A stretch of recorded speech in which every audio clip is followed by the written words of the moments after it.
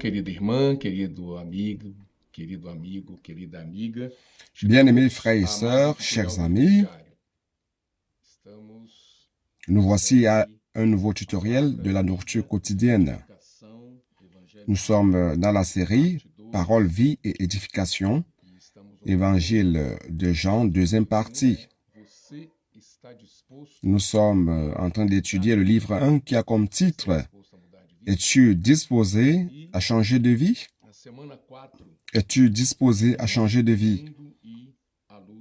La 4e semaine, la lumière du monde et la lumière de vie. Le texte biblique de référence, c'est Jean chapitre 8, versets 1 à 20. Je voudrais lire ce texte avec vous. Jean chapitre 8. Enfin, pour comprendre Jean chapitre 8, nous devons lire aussi un morceau de Jean chapitre 7 à partir du verset 45, où il y a un groupe de personnes qui voulaient faire de Jésus prisonnier. Les pharisiens, les principaux sacrificateurs ont envoyé des gardes pour arrêter Jésus. Et s'il dit ainsi, les huissiers retournèrent vers les principaux sacrificateurs et les pharisiens. Et ceux-ci leur dirent, « Pourquoi ne l'avez-vous pas amené ?» Les huissiers répondirent, « Jamais homme n'a parlé comme cet homme. » Les pharisiens leur répliquèrent, « Est-ce que vous aussi, vous avez été séduits? Y a-t-il quelqu'un des chefs ou des pharisiens qui ait cru en lui? » Mais cette foule qui ne connaît pas la loi, ce sont des maudits. Nicodème, qui était venu de nuit vers Jésus et qui était l'un d'entre eux, leur dit, « Notre loi condamne-t-elle un homme avant qu'on l'entende et qu'on sache ce qu'il a fait? » Ils lui répondirent, « Es-tu aussi galiléen? Examine et tu verras que de la Galilée, il ne sort point de prophète. » Et chacun s'en retourna dans sa maison. Et à partir de là, donc, nous avons le chapitre 8, où Jésus est allé vers la montagne des Oliviers. Quand Jésus voulait se réfugier, quitter cette ambiance-là, il allait vers cet endroit. Jésus se rendit à la montagne des Oliviers.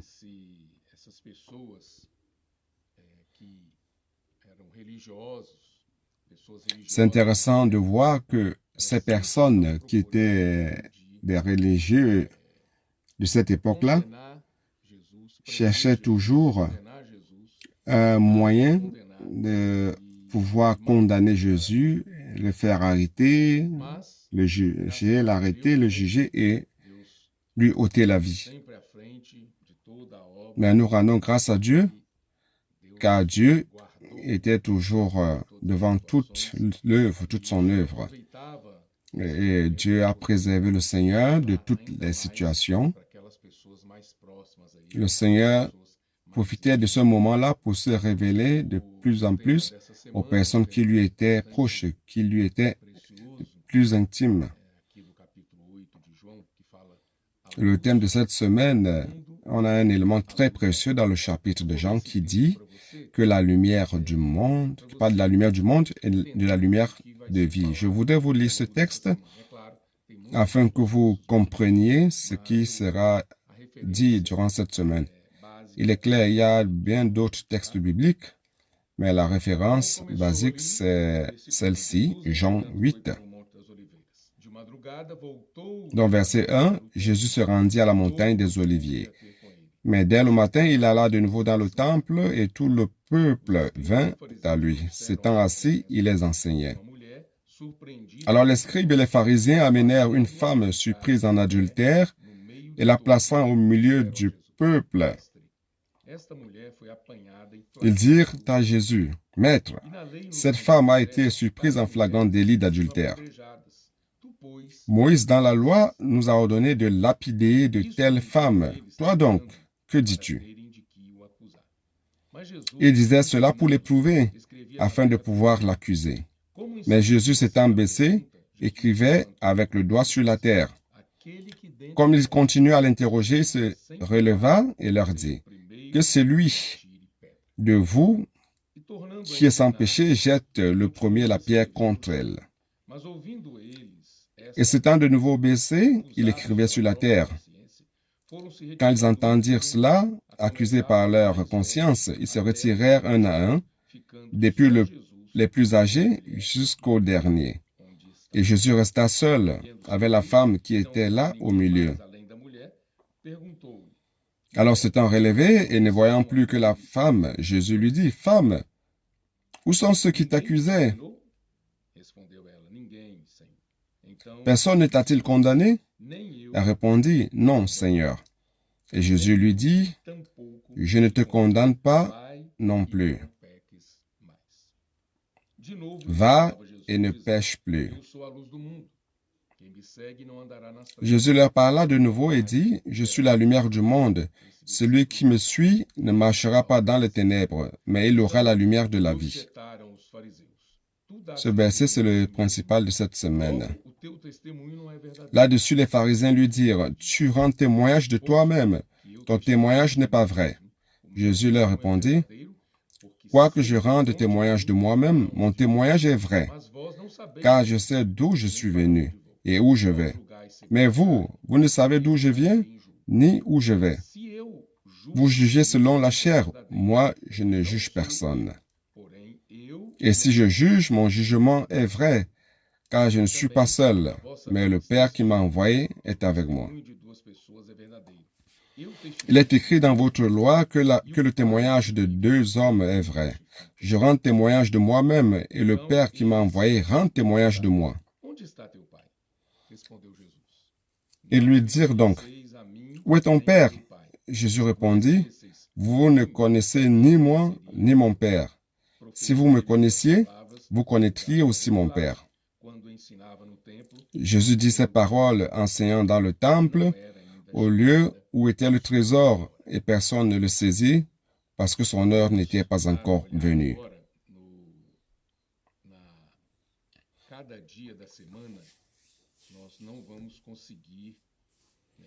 Allons maintenant voir, nous n'allons pas réussir à tout parler de ce qui est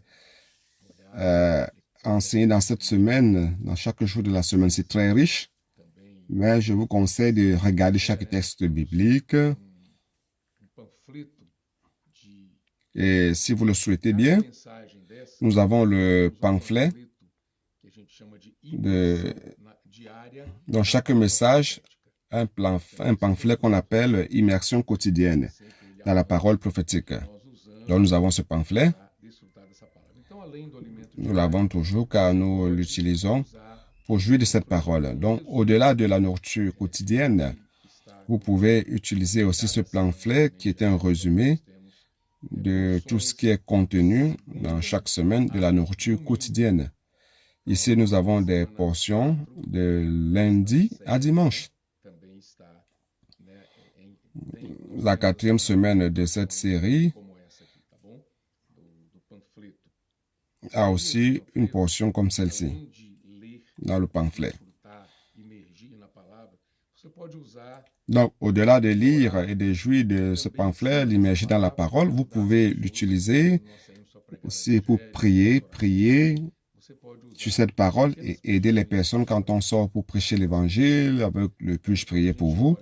Vous pouvez utiliser des petites portions pour prier pour les personnes.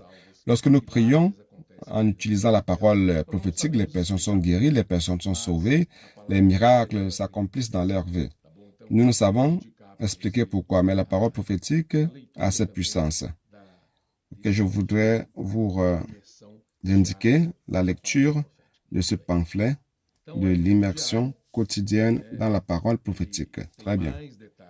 Donc, la nourriture quotidienne a plus de détails et le message qui est donné par notre bien-aimé frère Pedro. Quand vous écoutez l'audio ou les vidéos, vous verrez plus de détails. La nourriture quotidienne est faite d'une manière un peu résumée, mais là, de toutes les façons, toute la charge de la semaine se trouve ici. Okay? Donc lundi, on a Christ est le centre de la volonté de Dieu.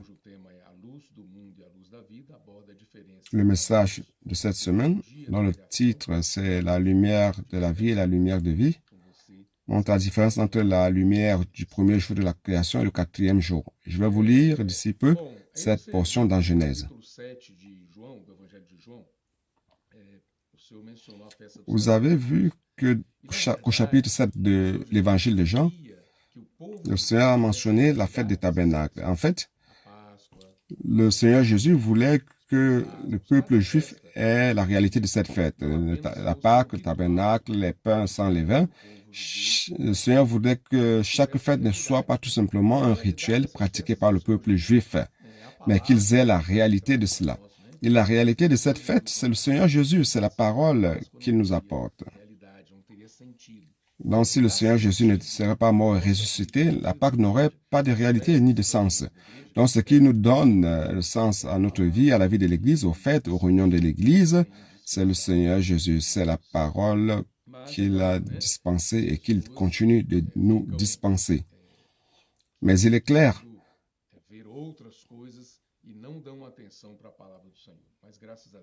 les gens cherchent à voir d'autres choses et n'accordent pas l'attention à la parole du Seigneur. Mais nous rendons grâce au Seigneur, car il nous révèle quelle est sa volonté dans chapitre 1 d'Éphésiens, versets 9 et 10. Nous avons appris et nous avons su quelle est la volonté de Dieu. La volonté de Dieu, l'auteur nous montre déjà ici lundi que c'est de faire en sorte que Christ soit la tête, le chef de toutes choses. Éphésiens 1, chapitre 9 et 10, qui dit ceci. Nous faisons connaître le mystère de sa volonté selon le bienveillant dessein qu'il avait formé en lui-même pour le mettre à l'exécution lorsque le temps sera accompli, de réunir toutes choses en Christ, celles qui sont dans les cieux et celles qui sont sur la terre. Donc c'est la clé pour comprendre les choses spirituelles célestes et les choses de Dieu. Quelle est la volonté de Dieu? Le livre d'Éphésiens nous la montre. Alors, comment Dieu va accomplir cette volonté? C'est en faisant que Christ soit chef sur toutes choses. Premièrement, il doit passer par le processus d'une vie humaine, de l'incarnation, vie humaine, mort, résurrection, ascension, et il a été placé au-dessus de toutes choses. Ça, c'est le processus auquel nous n'avons pas part. C'est Dieu qui l'a accompli en Christ, toute cette œuvre, afin qu'il puisse être au-dessus de toute domination, toute principauté et toute puissance. Donc, ça, c'est un aspect. Mais comment cela va-t-il devenir réalité? C'est à travers Éphésiens. Éphésiens nous montre que c'est à travers l'Église. Donc, ce Christ a été donné à l'Église, qui est son corps, le corps de Christ. Et cette Église va accomplir cette volonté de Dieu, va compléter cette charge dans la pratique, de faire en sorte que toutes choses soient soumises à Christ. Donc, dans ma vie et dans ta vie, Dieu doit avoir une position de Seigneur, de tête, de chef sur tous les aspects de notre vie. C'est pour cela que lundi dit que Christ est le centre de la volonté de Dieu. Nous devons être totalement impliqués dans cette volonté de Dieu. La volonté de Dieu, ce n'est pas ce à quoi vous pensez de manière religieuse. Nous disons, Seigneur, montre-moi ta volonté ce jour, qu'est-ce que je dois faire? En fait, la volonté de Dieu, c'est quelque chose de plus ample. Si vous êtes impliqué dans la volonté de Dieu, les autres choses vont s'aligner dans votre vie. Vous allez faire la volonté de Dieu et Dieu va prendre soin des autres choses. Vous n'avez pas besoin de vous préoccuper des autres choses, d'être anxieux dans la vie. Qu'est-ce que je veux manger, boire, avec qui vais-je me marier, si vous êtes célibataire, quel travail vais-je avoir, ainsi de suite. Donc, c'est vrai que vous pouvez vous soucier de cela, mais le plus important, c'est que toutes choses soient soumises à Christ, qui est le centre de la volonté de Dieu. Et mardi, nous avons le signe de la fin. La prédication de l'évangile du royaume sur toute la terre. Alors, comment Dieu va-t-il réussir à faire sa volonté sur la terre? C'est-à-dire faire en sorte que toutes choses soient soumises à Christ. C'est à travers la prédication de l'évangile du royaume. Aujourd'hui, beaucoup sont sans direction, sans orientation. Donc, l'évangile du royaume doit parvenir aux personnes. C'est-à-dire que le gouvernement de Dieu doit parvenir dans la vie des personnes. Pour cela, nous devons prêcher l'évangile sur toute la terre habitée. Et la parole dit, alors viendra la fin.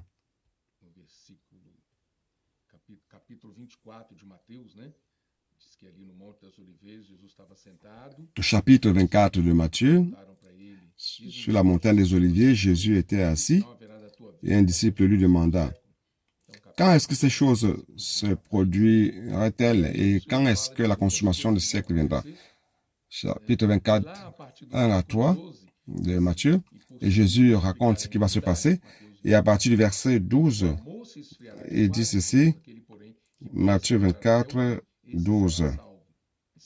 Et parce que l'iniquité se sera accrue, la charité du grand nombre se refroidira. Mais celui qui persévérera jusqu'à la fin sera sauvé. Cette bonne nouvelle du royaume sera prêchée dans le monde entier pour servir de témoignage à toutes les nations. Alors viendra la fin. Il y a d'autres versions qui disent prêcher l'évangile du royaume sur toute la terre habitée.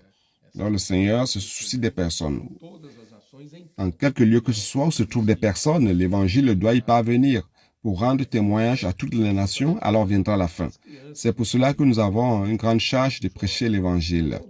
Le Seigneur élève des enfants parmi nous, les adolescents, les préadolescents, les frères et les sœurs s'élèvent avec la charge de prêcher l'évangile. Il y a des gens qui prêchent l'évangile en temps intégral, ils ont consacré leur vie à cela. Et il y a d'autres qui prêchent par opportunité, aux collègues de travail, à camarades de classe dans les rues, ou qu'il y ait des personnes dans les transports publics, sur les places publiques, en tout lieu, dans les établissements commerciaux. Nous devons profiter de l'opportunité pour prêcher l'Évangile, car nous voulons hâter le retour du Seigneur. Donc, plus vous êtes simple en pratiquant cela, car le Seigneur dit « Allez », le Seigneur nous a dit « Allez ». Nous devons aller prêcher l'Évangile à toute la création. Alors viendra la fin. Nous devons accepter ce « aller » du Seigneur. Il y a beaucoup de personnes qui ne connaissent pas l'importance du « aller ». Que le Seigneur puisse produire en nous cette église, une église du « aller ». Mercredi, avoir un cœur simple et ouvert au Seigneur. Cette question du cœur est très importante. À cette époque, lorsque le Seigneur Jésus était sur terre, les gens avaient des cœurs durs, bien qu'ils étaient près du Seigneur Jésus. Leur cœur était dans la tradition des hommes, la doctrine, la loi, dans les choses qui n'avaient rien à voir avec le Seigneur. Le Seigneur était là avec eux. Il devait être là auprès du Seigneur avec le cœur aussi. C'est pour cela que dans Matthieu 13, le Seigneur compare le cœur de l'homme à la terre. Il y a 4 types de sols dans Matthieu chapitre 13. Premièrement, c'est un sol sur le bord du chemin qui est piétiné. La semence y tombe mais ne pénètre pas. La terre doit être labourée, travaillée, arrosée pour produire. La semence, c'est la parole du royaume. Christ lui-même étant sémé en nous. Il y a un autre type de sol, c'est le sol rocheux, rocailleux, qui a beaucoup de pierres, et l'autre sol, c'est le sol épineux, et le dernier type, c'est la bonne terre. Le Seigneur veut produire en nous cette bonne terre, enlever toute pierre, toute épine de notre cœur et produire une bonne terre. Et cette bonne terre va recevoir la semence et va produire 30, 60 et 100 pour un. C'est très précieux cela. Et pour avoir ce cœur pur, nous devons nous repentir. Écouter la parole du Seigneur en nous repentant toujours. nous convertir au Seigneur, devenir comme des enfants, comme Matthieu 18, verset 13 le dit. Donc, cette simplicité est très importante lorsque nous recevons la parole du Seigneur. L'homme naturel religieux, le plus souvent, recherche une apparence de spirituel et il condamne l'immoralité des autres, mais peut-être dans son cœur, c'est rempli de pourriture et de pensées honteuses. Donc, le Seigneur se réfère à cette femme qui a été prise en flagrant délit d'adultère et qui a été amenée dans la présence du Seigneur. Pour que selon leur pensée, la loi que le Seigneur la condamne. Mais le Seigneur, en fait, a aidé ces personnes à voir qu'elles n'avaient qu'une apparence de bonnes personnes, qu'elles aussi, ces gens-là, ces personnes-là étaient aussi pleines de péchés. Jésus a dit que celui qui n'a jamais péché lance la première pierre. Ils se sont retirés des plus vieux aux plus jeunes. Et en fin de compte, seul le Seigneur et la femme sont restés. Le Seigneur est venu avec une lumière pour briller sur nous. C'est pour cela que je dis que la lumière du monde sépare. La lumière de vie gouverne. Donc, lorsque nous sommes illuminés par la lumière, nous recevons la lumière, la vérité sur notre propre condition. Cette exposition du Seigneur, c'est l'opportunité d'être purifié, de se purifier de toute arrogance et se repentir. Jésus, tous les gens qui sont venus accuser la femme devant Jésus, se sentant coupables dans leur propre conscience, se sont retirés. Dans ce moment-là, le Seigneur s'est présenté comme la lumière du monde, mais aussi s'est présenté comme la lumière de vie. C'est pour cela qu'au verset 12 que nous avons lu, Jésus leur parla de nouveau et dit, « Je suis la lumière du monde. Celui qui me suit ne marchera pas dans les ténèbres, mais il aura la lumière de la vie. » Il y a une question qui a été posée, qui est le thème du volume 1 de cette nourriture quotidienne. Es-tu prêt à changer de vie? Ici, dit, ces personnes étaient là, condamnant, accusant cette femme-là. Beaucoup n'étaient pas disposés à changer de vie. Et aujourd'hui, c'est la même chose. Beaucoup de gens ne sont pas disposés à changer de vie. Pour suivre le Seigneur Jésus, qui est la lumière du monde, la réaction positive est nécessaire. Si nous fuyons, nous allons continuer dans les ténèbres. Mais si nous le suivons, nous ne marcherons plus dans les ténèbres. Bien au contraire, nous aurons la lumière de la vie. Et on va dans Genèse, chapitre 1. Nous voyons la création de la lumière du premier jour qui fait la séparation entre le jour et la nuit, entre la lumière et les ténèbres. Et nous avons la lumière du quatrième jour. La lumière du quatrième jour, les luminaires du quatrième jour.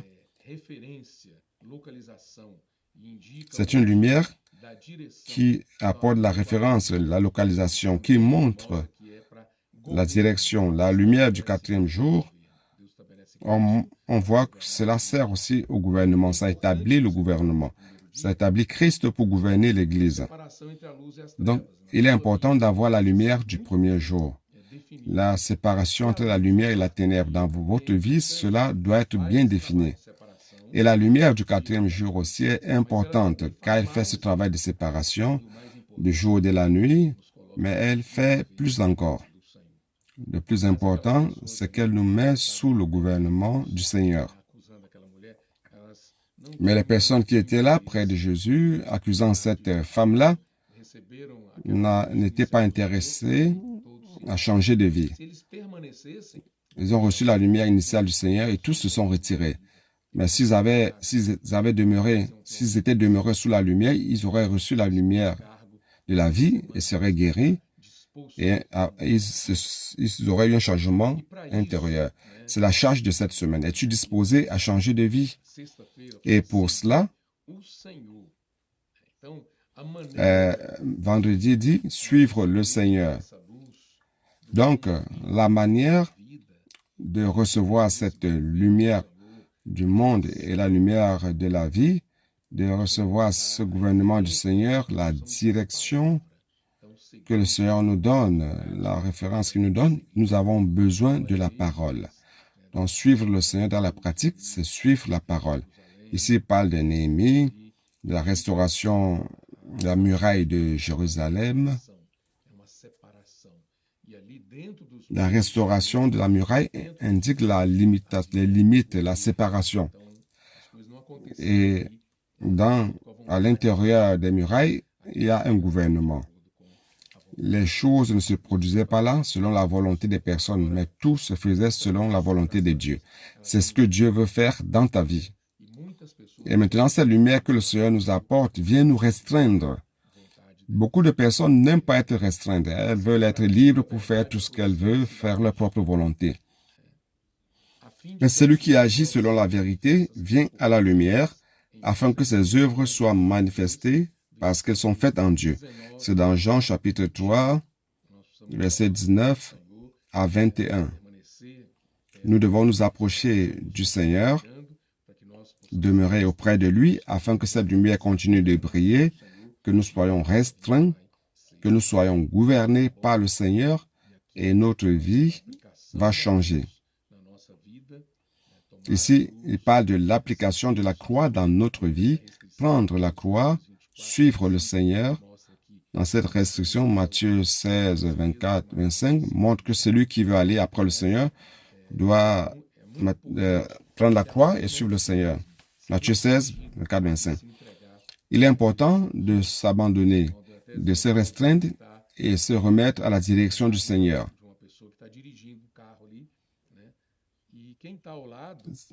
C'est comme vous êtes dans la voiture auprès de quelqu'un qui conduit une voiture.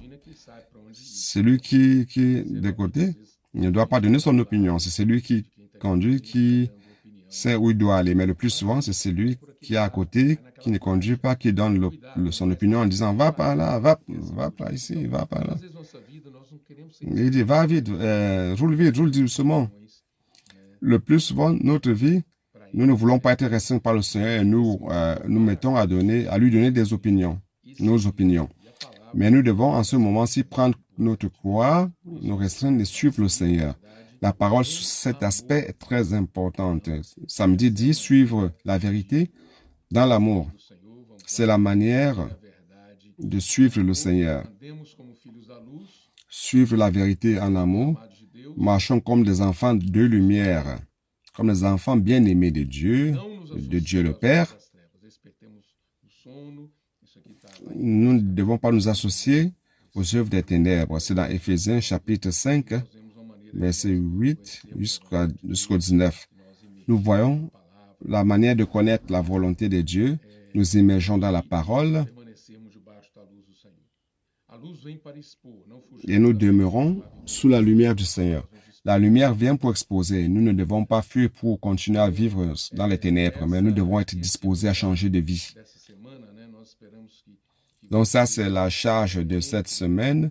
Nous espérons que vous allez entrer dans chaque jour de cette semaine. Nous demandons à ce que le Seigneur se révèle à vous, qu'il se montre à vous et que sa volonté soit faite dans votre vie.